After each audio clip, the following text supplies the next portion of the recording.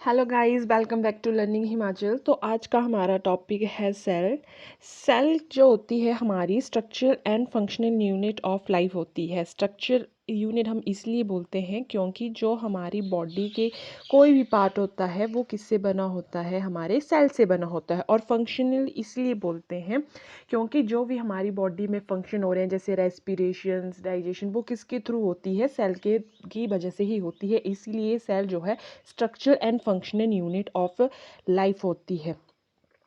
और ये जो होती है cell is the smallest unit of life, मतलब जो सबसे छोटी इकाई होती है वो भी हमारी सेल होती है, स्मॉलेस्ट यूनिट ऑफ सेल। क्योंकि पहले सेल बनता है, सेल से टिश्यू बनते हैं।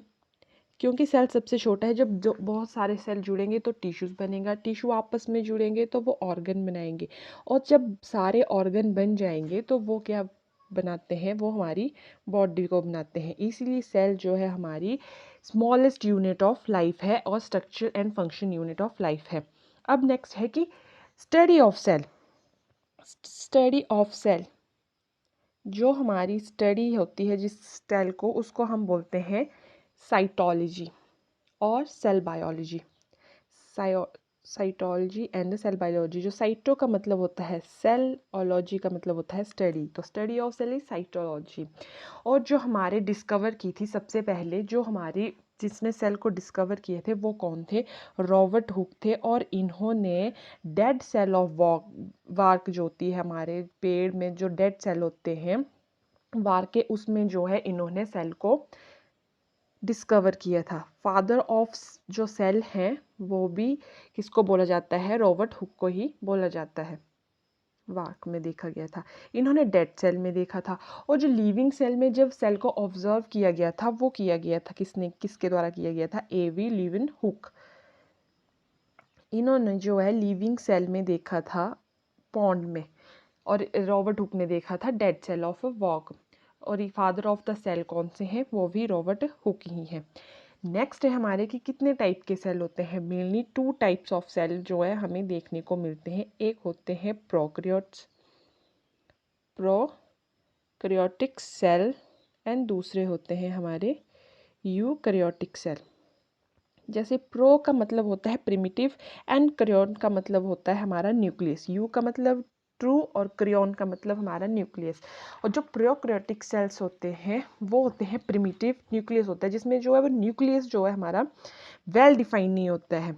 वेल डिफाइन का मतलब कि उसके अराउंड जो हमारा न्यूक्लियस होता है उसके अराउंड जो है ना कोई मेम्ब्रेन प्रेजेंट होती है, मतलब मेम्ब्रेन नहीं प्रेजेंट होती है, हम उसको डिस्टिंग नहीं कर सकते हैं कि कौन सा हमारा न्यूक्लियस है और कौन सा हमारा साइटोप्लाज्म है।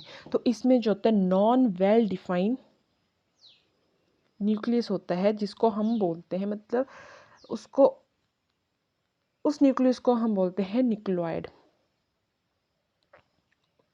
और इसको न्यूक्लियर इसलिए बोलते हैं क्योंकि लैक करता है, न्यूक्लियर मेम्ब्रेन इसमें एब्सेंट होती है। और प्रोकैरियोटिक सेल में और अदर ऑर्गेनेल्स भी, जैसे माइटोकॉन्ड्रिया होगी हमारी, मतलब जो है वो गोल्जी बॉडी, वो सारी क्या होती है इसमें एब्सेंट होती है। प्रोकैरियोटिक्स जो होते हैं, prokaryotic small single cell organism होते हैं, और इनका स्ट्रक्चर वेरी सिंपल स्ट्रक्चर होता है, कि बहुत ज़्यादा सिंपल स्ट्रक्चर होता है। पर जो प्रोकैरियोटिक सेल्स होते हैं उसके अराउंड जो है सेल वॉल प्रेजेंट होती है। सबसे जो आउटर मोस्ट लेयर होगी वो सेल वॉल होगी। सेल वॉल के अंदर जो होती है वो प्लाज्मा मेम्ब्रेन भी प्रेजेंट होती है। और इसके अंदर जो है जो हमारी ऑर्गेनेलीज होती हैं उसमें कोई बाउंड्री नहीं होती है, मतलब इसमें जो no internal membrane bound organelle होती हैं, कि कोई भी ऑर्गेनेली प्रेजेंट नहीं होती है हमारे प्रोकैरियोटिक सेल्स में। और जो हमारा small amount of genetic material present होता है वो भी single molecule of chromosome present होता है। और जो इनका डीएनए होता है प्रोकैरियोट्स में, वो कौन सा डीएनए होता है, सर्कुलर डीएनए, जो वो प्रेजेंट होता है हमारे प्रोकैरियोट्स में। और जो हमारा डीएनए होता है वो कंटेन करता है central area of the cell, जिसको हमने बोला था न्यूक्लियोइड। न्यूक्लियोइड भी जो होता है हमारा उसमें ही डीएनए प्रेजेंट होता है। वो कहाँ पे होता है? Central area of the cell में प्रेजेंट होता है। और इसमें जो राइबोसोम होते हैं वो 70S टाइप के राइबोसोम होते हैं, जिसमें जो लार्जर यूनिट होती है वो 50S होती है, और जो शॉर्टर जो हमारी स्मॉलर यूनिट होती है वो 30S होती है। ऐसे होता है ना राइबोसोम। जो हमारी लार्जर होगी वो 50S होगी, और जो शॉर्टर होगी वो हमारी 30S होगी राइबोसोम की। और इसमें एक्स्ट्रा क्रोमोसोमल डीएनए भी प्रेजेंट होता है, उसको बोलते हैं प्लाज्मिड्स। तो इसमें प्लाज्मिड्स भी प्रेजेंट होते हैं, वो होते हैं एक्स्ट्रा क्रोमोसोमल डीएनए। ये हो गया हमारा प्रोकैरियोटिक सेल। दूसरा कौन सा हमारा सेल था? दूसरा हमारा था eukaryotic cell. Eukaryotic cell. Eu का मतलब होता है ट्रू, और क्रेयॉन का मतलब है न्यूक्लियस। मतलब इसमें जो है वेल डिफाइंड न्यूक्लियस प्रेजेंट होता है, कि इसमें जो न्यूक्लियस होता है वो उसमें मेम्ब्रेन बाउंड होती है, मतलब मेम्ब्रेन प्रेजेंट होती है। जैसे मान लो कि ये हमारा न्यूक्लियस है, यहाँ पे इसके अंदर ही डीएनए प्रेजेंट होगा, और इसमें बीच में जो होता है यहाँ पे न्यूक्लियोलस प्रेजेंट होगा। और ये हमारा सेल है, इसमें जो है वो अलग अलग ऑर्गेनेल्स प्रेजेंट होती हैं, जैसे माइटोकॉन्ड्रिया, राइबोसोम्स, गोल्जी बॉडी।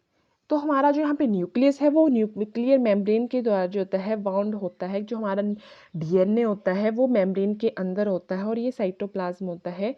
तो जो न्यूक्लियर मेम्ब्रेन के देखो बीच में ये पोर प्रेजेंट होते हैं, तो इससे जो होती है वो डीएनए मटेरियल जो हमारा जेनेटिक मटेरियल होता है वो ट्रांसफ़र होता है न्यूक्लियस से साइटोप्लाज्म में, एंड साइटोप्लाज्म में फिर नेक्स्ट ऑर्गेनेल्स में या फिर नेक्स्ट ऑर्गन में ट्रांसफ़र होता है जो हमारा जेनेटिक मटेरियल। इसमें देखिए आपने कि इसमें लार्ज और कॉम्प्लेक्स ऑर्गेनिज्म जो वो फॉर्म करते हैं, क्योंकि इनका जो न्यूक्लियस होता है वो न्यूक्लियर मेम्ब्रेन के अंदर प्रेजेंट होता है। और इसमें जो ऑर्गेनेल्स भी प्रेजेंट होती हैं वो मेम्ब्रेन बाउंड जो है वो ऑर्गेनेल्स प्रेजेंट होती हैं। यूकैरियोटिक सेल्स के अब एग्जाम्पल्स कौन कौन से हैं?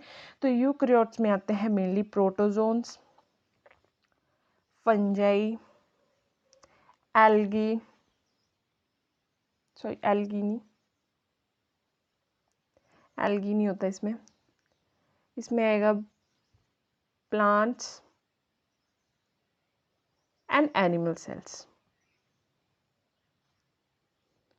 ये जो होते हैं हमारे सारे ये यूकैरियोटिक सेल्स होते हैं, मतलब इनमें जो न्यूक्लियस होता है वो वेल डिफाइंड न्यूक्लियस होता है। और ये जो सेल होते हैं इनमें सारी मतलब जो हमारी मेटाबॉलिक रिएक्शंस होती हैं वो भी कैरी होती हैं।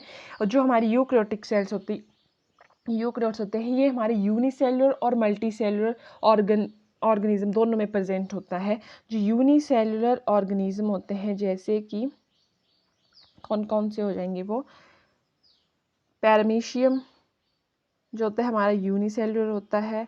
नेक्स्ट है यूग्लिना, ये भी यूनिसेलुलर होता है। ट्राइपेनसोमा एंड डाइनोफ्लैजलेट, ये सारे जो होते हैं यूनिसेलुलर होते हैं, और इनमें जो होता है वो न्यूक्लियस प्रेजेंट होता है, वेल डिफाइंड न्यूक्लियस प्रेजेंट होता है। और जो हमारे मल्टी सेलुलर ऑर्गेनिज्म होते हैं वो कौन कौन से होते हैं? वो मेनली होते हैं हमारे प्लांट्स एंड एनिमल।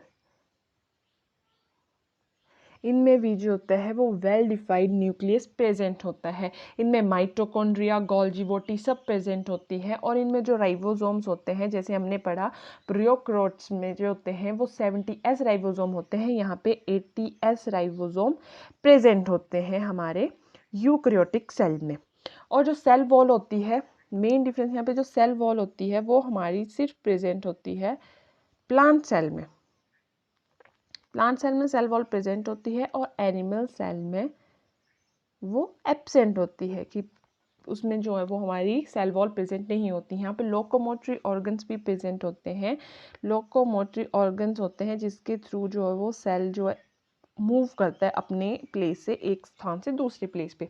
तो वो कौन कौन से हैं? वो हो गए सीलिया एंड फ्लेजेला। ये हमारे लोकोमोटरी ऑर्गन्स होते हैं।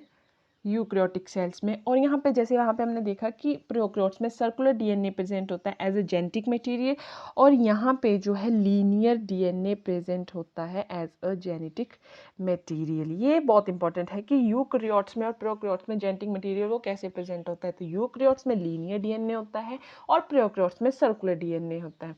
जो हमारे यूकैरियोटिक सेल हैं कि अब वो डेवलप कैसे हुए, वो कैसे, उनकी मतलब प्रिंसिपल, डेवलपमेंट का प्रिंसिपल क्या था, तो वो डेवलप हुए थे वाई एंडो सिम्बायोसिस।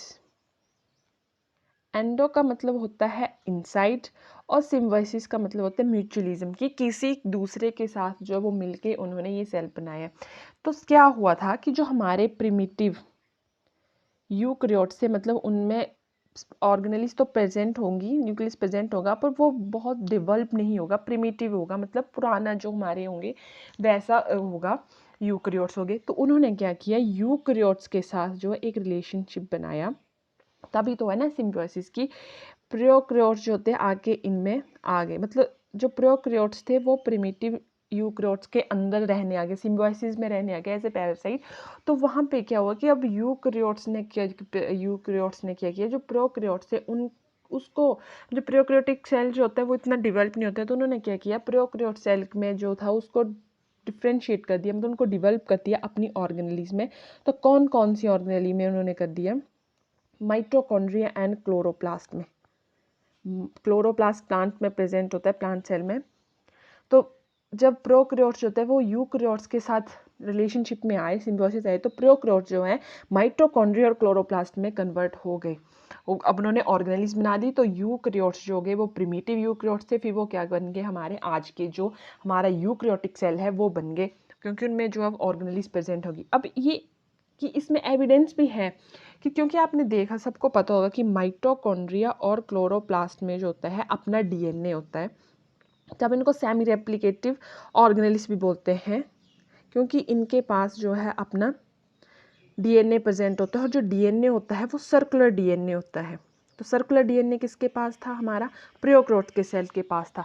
तो देखा गया कि जो डीएनए, इनका डीएनए था माइटोकॉन्ड्रिया और क्लोरोप्लास्ट का डीएनए, वो सिमिलर था किसकी तरह, बैक्टीरियल सेल की तरह। प्रोकैरियोटिक सेल को ही बैक्टीरियल सेल की उनकी डीएनए की तरह जो था, उनके की तरह जो था वो सिमिलर था। इसीलिए यहाँ पे एविडेंस था कि जो हमारे माइटोकॉन्ड्रिया और क्लोरोप्लास्ट थे वो किसके थ्रू बनेंगे थे, प्रोकैरियोट्स के द्वारा बनेंगे थे। जब वो उन्होंने एंडोसिम्बायोसिस की, जब वो यूकैरियोट्स के अंदर आए प्रोकैरियोट्स, तो उन्होंने क्या कर दिया, अब प्रोकैरियोट्स को कन्वर्ट कर दिया माइटोकॉन्ड्रिया क्लोरोप्लास्ट में।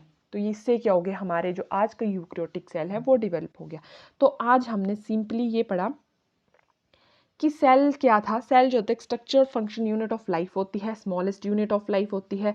सेल्स जो है वो एक सिंपल है, मतलब स्मॉलेस्ट है, सबसे छोटा जो हमारी बॉडी में होगा वो कौन सा होगा, सेल होगा। फिर वहाँ से टिश्यू बनेंगे, जब बहुत सारे सेल्स आपस में जुड़ेंगे तो टिश्यू बनाएंगे, टिश्यूज ऑर्गन, ऑर्गन से क्या बनता है, बॉडी बनती है। ठीक है। और इसकी डिस्कवरी जो फादर ऑफ हमारे सेल हैं वो रॉबर्ट हुक हैं। उन्होंने डेड सेल ऑफ वाक में जो सबसे पहले सेल को ऑब्जर्व किया था। लिविंग जिसने लिविंग सेल्स में देखा था वो कौन थे, एवी लीवन हुक। इन्होंने हमारे जो था देखा था लिविंग सेल्स इन पॉन्ड में देखा था। ठीक है, ये हमारे हो गया किसके बारे में, सेल्स के बारे में। So thank you and have a nice day.